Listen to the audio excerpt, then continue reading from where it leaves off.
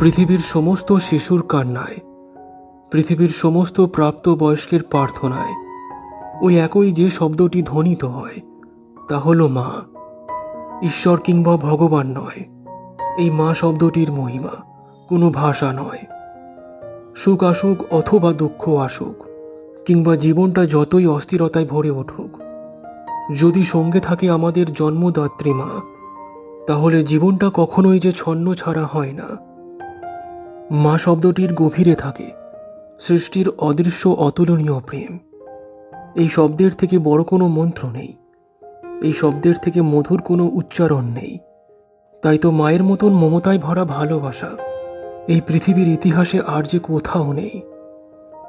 মা শব্দটির উচ্চারণ ঠিক এতটাই মধু মাখানো যে পৃথিবীর সমস্ত জাতির সমস্ত ভাষার মানুষ এই উচ্চারণটা বোঝে, এর মূল স্রোতটা বোঝে।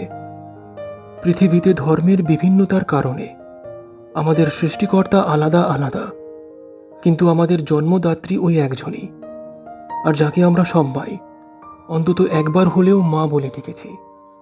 পৃথিবীতে মানুষের ইতিহাসে মানুষের দ্বারা সৃষ্টি করা এই মা শব্দটি সর্বোচ্চ শ্রেষ্ঠ ধ্বনি, যে ধ্বনি ধ্বনিত হবার সাথে সাথেই না মানুষের 5টা ইন্দ্রিয়তেই আরামের অনুভব উঠে আসে। ক্লান্ত শরীরে প্রাণবায়ু যেন ফিরে আসে। আমাদের কেঁদে ওঠা মন তখন ধীরে ধীরে শান্ত হয়ে ওঠে।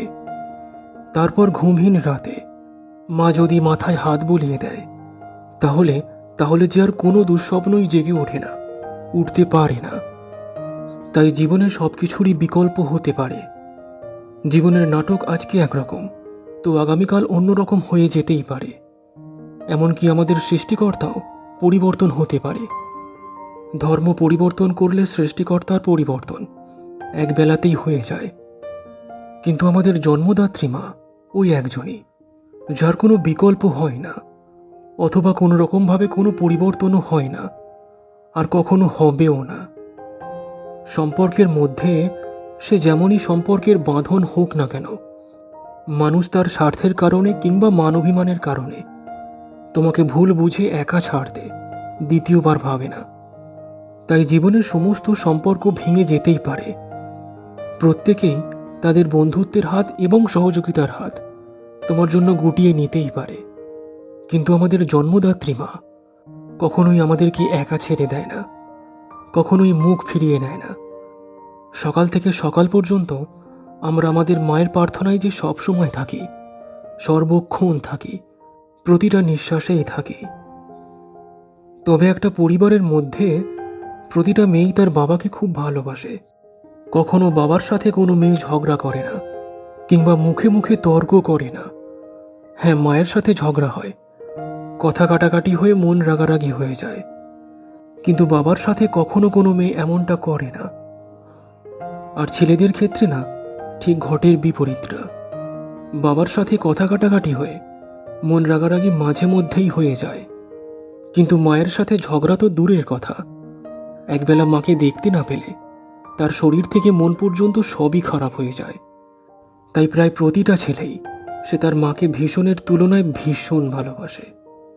জীবনের সময়ের ব্যবধানে সবকিছুই একদিন অর্ধেক হয়ে যেতে পারে, সম্পূর্ণ থেকে অসম্পূর্ণ হয়ে উঠতে পারে, কিন্তু আমাদের জন্মদাত্রী মা কখনোই যে অর্ধেক হয় না, সর্বদাই সম্পূর্ণ পরিপূর্ণ শুভাকাঙ্ক্ষী রূপে আমাদের জীবনে উপস্থিত হয়েই থাকে। মায়ের ভালোবাসা কখনো বৃহৎ সমুদ্রের নোনতা জলের মতো নয়।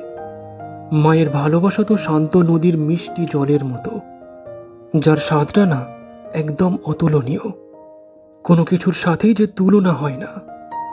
আর কখনো কোনো জীবিত সভ্য মানুষ তার মায়ের ভালোবাসাকে অবজ্ঞা করে না, করতে পারে না।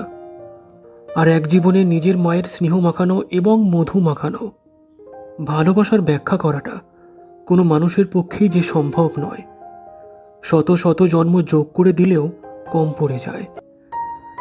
মা আমাদের সারাদিন রান্না করে যায়, তবুও মা আমাদের অভুক্ত থেকে যায়। সবাইকে থালা ভর্তি করে খেতে দিয়ে খিদে নেই বলে মা বসে না একসাথে খেতে।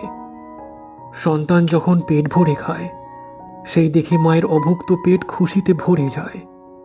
মায়ের না বলা ক্ষুধার ব্যথা সন্তান কখনো কল্পনা করতেও পারে না। তাই ঈশ্বর কিংবা ভগবান নয়, মায়ের থেকে শ্রেষ্ঠ এই জীবনে আর কেউ নয়।